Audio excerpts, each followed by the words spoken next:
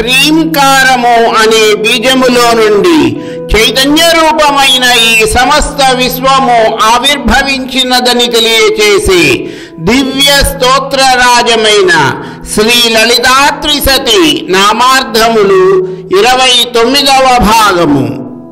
హ్రీంకార బీజ జగన్మాత హ్రీంకార స్వరూపిణి అని, హ్రీంకారమే నిలయముగా కలిగినది అని, హ్రీం అను పదమునందు అమితముగా ప్రీతి కలిగినది అని మనము గత నామములలో తెలుసుకుని ఉన్నాము. ఈ నామములో శ్రీ లలితా త్రిశతి స్తోత్రము పరమేశ్వరిని హ్రీంకారమే బీజముగా కలిగినది అని వివరిస్తున్నది. మనము గనుక గమనించినట్లయితే బీజము లేకుండా ఏ వృక్షము కూడా మొలకెత్తదు. మర్రి వృక్షము మహావట వృక్షము. అటువంటి మర్రి వృక్షమునకు కూడా బీజము ఆవగింజంతే ఉంటుంది.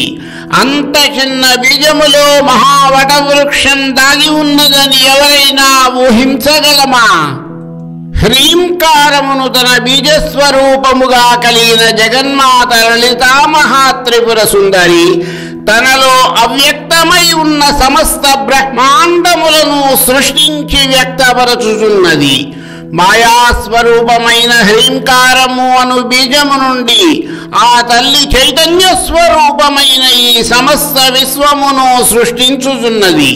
పూర్వము బీజము ఉండుట చేతనే దాని నుండి ఒక మహావృక్షము ఆవిర్భవించుచున్నది. అదే విధముగా సృష్టికి పూర్వమే ఉన్న హ్రీంకారము అనే బీజము నుండి చైతన్యపూర్వకమైన ఈ విశ్వము ఆవిర్భావమందుటచే శ్రీ లలితా త్రిశతి పరమేశ్వరిని హ్రీంకార బీజ అనే నామముతో కీర్తించినది. ఇదే విషయమును గీతాచార్యుడైన శ్రీకృష్ణ భగవానుడు భగవద్గీతలోని 9వ అధ్యాయమైన రాజవిద్యాయోగములోని 18వ శ్లోకములో ఈ విధముగా వివరించారు. గతిర్భర్త ప్రభు సాక్షి నివాస శరణం సుహృత్ ప్రభవ ప్రళయస్థానం నిధానం బీజమవ్యయం. అర్జున, సమస్త భూతముల యొక్క సర్వోన్నత లక్ష్యమును నేనే వారి యొక్క నిర్వాహకుడను.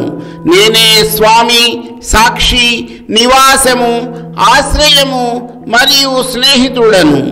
ఈ సమస్త సృష్టికి మూలము, అంతము మరియు ఆధారము నేనే శాశ్వత స్థానమును మరియు సనాతన బీజమును. జగన్మాత లలితా మహాత్రిపుర సుందరికి హ్రీంకారమే మంత్రరూపకమైన బీజము. జ్ఞాపకం దేవతానాం యద్బీజమక్షరముచ్యతే అనగా దేవతలను జ్ఞప్తికి తెచ్చుకొనుటకు సాధనమైనదే బీజాక్షరము. అలాగని స్తోత్రపాఠముల వలన ఆ తల్లిని పొందలేమా అంటే సాధ్యమే, కానీ అందుకు ఈ జీవితకాలం సరిపోదు. అందుకనే పూర్వకాలములో తమ బిడ్డలను గురుకులములకు పంపి గురువుల వద్ద వేదములను, అందులోని బీజాక్షరములను అభ్యసింపచేసి వారికి ఆధ్యాత్మిక ఉన్నతిని కలిగింపచేసేవారు తల్లిదండ్రులు. దురదృష్టవశాత్తు నేటి పిల్లలకేమిటి, తల్లిదండ్రులలో అధికులకు భగవన్నామస్మరణయే లేదు. పోనీ సద్గురువులు అనేవారు దుర్భిణి వేసి వెదకినా కనిపించరు. అసలు సద్గురువులు లేరా అంటే ఉన్నారు, కానీ అటువంటి సద్గురువులు సాధ్యమైనంత వరకు కలుషితమైపోయిన ఈ ప్రపంచమునకు దూరముగా భగవద్ధ్యానములో మునిగి ఉంటారు. కలి ప్రభావం వలన స్వప్రకటిత గురువులు మాత్రము చాలా మందే ఉన్నారు. అందువలన ఆ తల్లి అనుగ్రహము పొందడానికి గురువులను తాము ఎదుగుతూ వెళ్ళడము కంటే పరమేశ్వరిని లేదా ఆది గురువైన దక్షిణామూర్తిని మనసా వాచా కర్మణ ఆశ్రయిస్తే హ్రీంకార బీజ అని కీర్తించబడిన తల్లి తప్పక మార్గమును చూపుతుంది. హ్రీంకార మంత్ర మహాద్భుతమైన హ్రీంకారమును గురించి ఎంత చెప్పుకున్నా కూడా ఇంకా తెలుసుకోవాలని మనసు ఎంతో ఆతృత పడుతుంది. ప్రస్తుత నామములో శ్రీ లలితా త్రిశతి స్తోత్రము పరమేశ్వరుని హ్రీంకార మంత్ర అనే నామముతో కీర్తించింది. హ్రీంకారము ఒక బీజాక్షరము అనే విషయమును మనము ఇప్పటికే గ్రహించాము. ఏ బీజాక్షరమునైనా కూడా గురూపదేశమును పొంది ఆ బీజాక్షరమునే మంత్రరూపముగా సాధన చేస్తున్నట్లయితే ఆ బీజాక్షరము మహాశక్తి స్వరూపమైన బీజాక్షర దేవత యొక్క ప్రచోదనము కలిగించి అనుగ్రహిస్తుంది. ఏ విధముగా సాధన చేయాలి అన్న విషయమును కేవలము గురువు మాత్రమే తెలియజేయగలరు.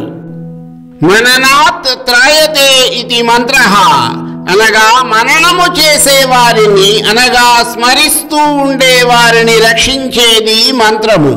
ముందుగా మనము వివరించుకున్నట్లుగా ఒక్కొక్క బీజాక్షరము ఒక్కొక్క మహామంత్రము. ఈ బీజాక్షర మంత్రములకు ఉన్న శక్తిని వివరించుకోవాలంటే కొన్ని కోట్ల అణు విస్ఫోటకముల కన్నా కూడా అత్యంత శక్తివంతమైనవి బీజాక్షర మంత్రములు. చూడడానికి ఎంతో చిన్నవిగా కనిపించినా కూడా భక్తి శ్రద్ధలతో గురువు యొక్క పర్యవేక్షణలో మననము చేస్తే అవి ప్రసాదించే శక్తి అనంతము, అపారము. ఉదాహరణకు మనము ప్రణవనాదమైన ఓంకారమును తీసుకుందాము. అకార ఉకార మకారముల సమ్మేళనమే ఓంకారము. నాభి ప్రదేశము నుండి ఓంకారమును ఉచ్చరించినట్లయితే ఓంకారము కటి స్థానము నుండి గొంతు భాగము వరకు ఉన్న అన్ని నాడులను ఉత్తేజపరిచి మానవునిలోని షట్చక్రములను ఉత్తేజపరుస్తుంది. అంత మహాద్భుతమైన మహాబీజాక్షర మంత్రరాజము ఓంకారము.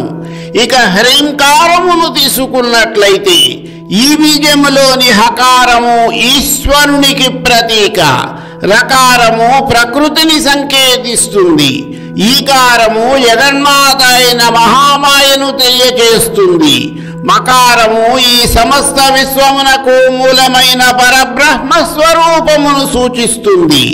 శివశక్తుల యొక్క ఐక్య జ్ఞానమును ప్రసాదించే హ్రీంకారము ఒక మహామంత్రముగా హ్రీంకార మంత్ర అని అభివర్ణించింది శ్రీ లలితా త్రిశతి. మిగిలిన నామార్థముల వివరణ తరువాతి భాగములో